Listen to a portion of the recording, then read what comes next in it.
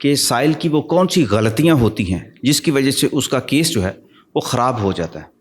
سر اس میں نا بہت سارے ایلیمنٹس ہیں، اس میں 2-4 چیزیں ہم ڈسکس کر لیتے ہیں۔ ایک تو سب سے بڑا جو ایلیمنٹ ہے نا وہ یہ ہے کہ آپ جب چیزیں کرتے ہیں نا آپ ڈبل مائنڈڈ ہوتے ہیں، اور اس کے علاوہ جو ہے زیادہ مشورے کرنا۔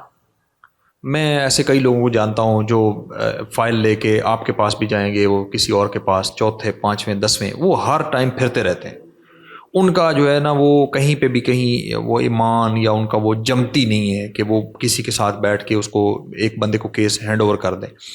اور دوسری بات یہ کہ آپ جو ہے وہ زیادہ تر پینک نہ کریں، کوئی بھی چیز ہے آپ اس کو لے کے پینک نہ ہو۔ اور چوتھی بات یہ کہ آپ لیٹیگنٹ کی طرح اپنے کیس کو ڈیل کریں، اوپر چڑھ کے رہیں، کسی بھی جگہ پہ اسپیس نہ دیں۔ آپ اگر وہ آپ کو لگتا ہے کہ یہاں پہ مجھے اپیل کرنی چاہیے، آپ کے وکیل صاحب جو ہیں وہ اگر آپ کو مشورہ دے رہے ہیں کہ جی یہاں پہ مجھے اپیل کرنی ہے، یہ آرڈر سیل کرنا ہے، تو آپ جب اس کو آپ نے آگے لگایا تو اس کی بات مانیں بھی۔ یہ نہ کریں کہ آپ جو ہے وہ وکیل آپ نے کر بھی لیا ہے اور پھر اس کے بعد آپ جو ہے وہ اپنی من مانی بھی کریں، اپنی مرضی سے آپ کیس کروائیں، وہ وہاں پہ آپ کا نقصان ہو جائے گا۔ یہ چیزیں جو ہے نا وہ بڑی آپ کو سوچ سمجھ کے، اور اس کے بعد جو کونسل کو چوز کرنا ہے وہ آپ پوری طرح اپنی تسلی کر کے، پوری طرح سے جانچ پرکھ کے آپ کو جو وہ کرنا چاہیے، سلیکشن کرنی چاہیے۔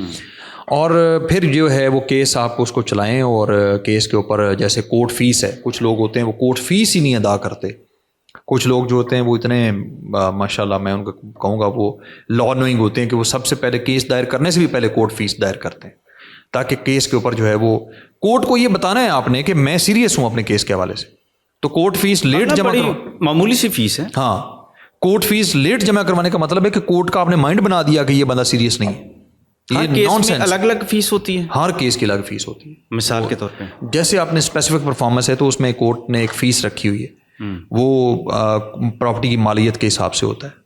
اسپیسیفک نہیں کہہ سکتے کتنی ہے، لیکن پراپرٹی کی مالیت کے حساب سے ہوتا ہے۔ تو وہ آپ نے مائنر ہوتی ہے، وہ اتنی بڑی فیس نہیں ہوتی جو آپ 6 مہینے بعد جمع کروائیں یا سال کے بعد جمع کروائیں، تو آپ کو وہ پراپر پے کرنی چاہیے۔ تو یہ اس طرح کے جو ایلیمنٹس ہیں، چیزیں ہیں، اس کو آپ پراپر جو ہے وہ اپنی سینس کے یعنی فیس اگر پے ٹائم پر نہیں ہوگی تو کیس آپ کا خراب ہو سکتا ہے یا لٹک سکتا ہے، لٹک بھی سکتا ہے، خراب بھی ہو سکتا ہے۔ اور کورٹ کا آپ نے ذہن بنا دیا کہ جو ہے یہ بندہ سیریس نہیں ہے اپنے کیس کو لے کے۔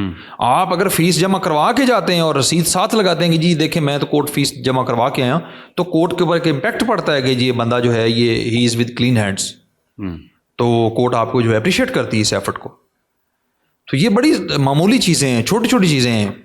پھر یہ ہے کہ آپ اپنا ڈیکورم کورٹ کے سامنے جب جاتے ہیں تو آپ نے اگر کورٹ میں پیش ہو رہے ہیں تو آپ ہمبل طریقے سے پیش ہوں، وہاں پہ جا کے ٹانگ کے اوپر ٹانگ رکھ کے نہ بیٹھ جائیں، آپ کورٹ کو افینڈ نہ کریں۔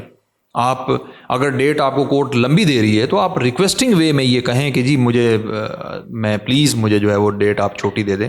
آپ وہاں پہ جا کے اگر لڑیں گے تو آپ کو ریلیف تو نہیں ملے گا۔ آپ جو کورٹ ہے اس کو، اس کے ماحول کو، کورٹ کے پریشر کو، کورٹ کے کام کو، کورٹ کے میکنزم کے مطابق آپ نے ڈیل کرنا ہے نا، آپ اس کو سمجھیں۔